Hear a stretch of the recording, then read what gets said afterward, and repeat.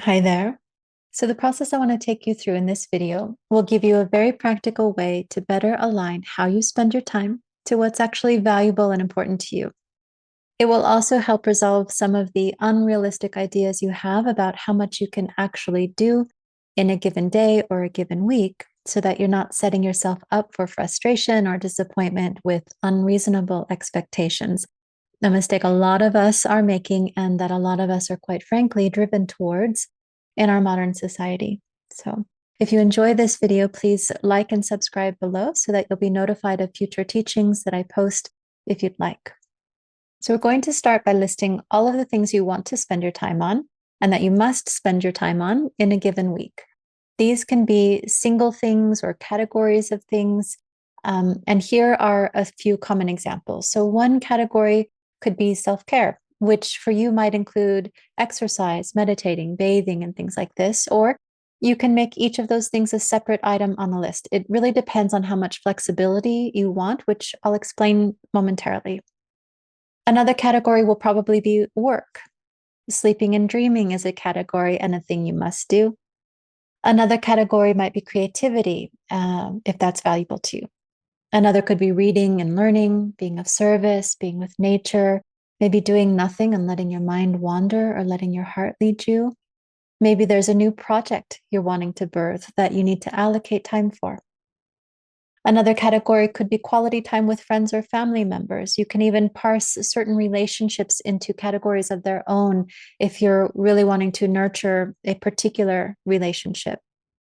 And of course, there's also basic life maintenance like cleaning the house, getting the groceries, and things like this. Those are necessary categories as well. As I said before, your categories can encompass several things, such as self-care, as long as you define for yourself what they include.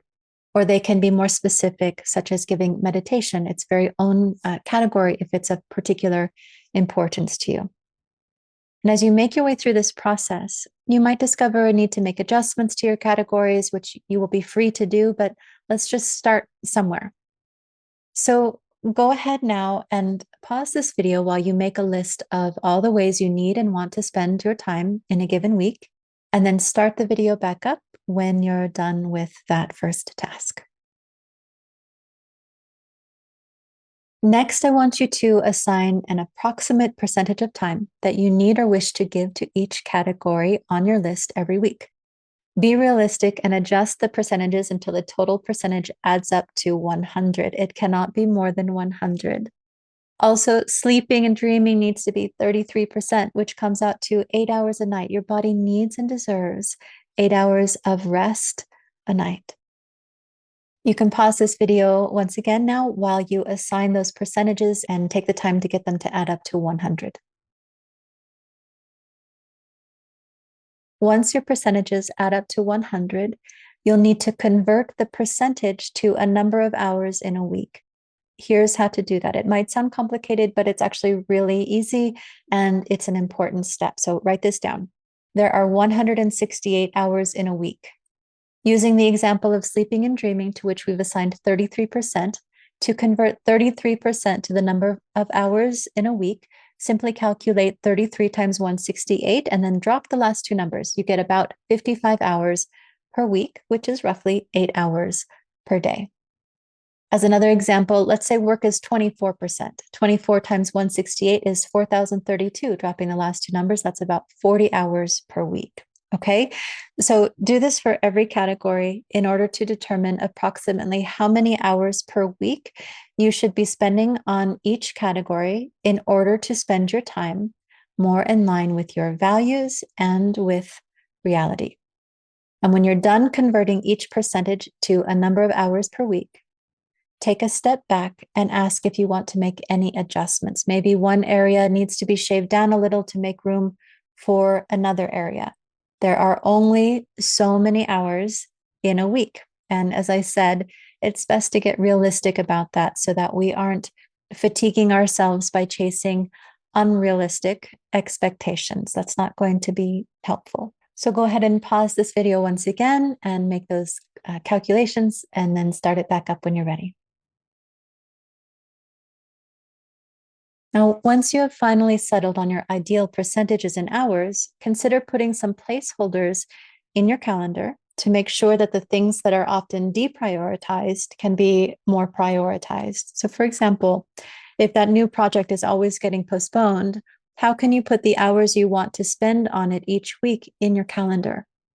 Or if intentional time with your partner is never being prioritized, how can you both more intentionally hold space for that in your calendars?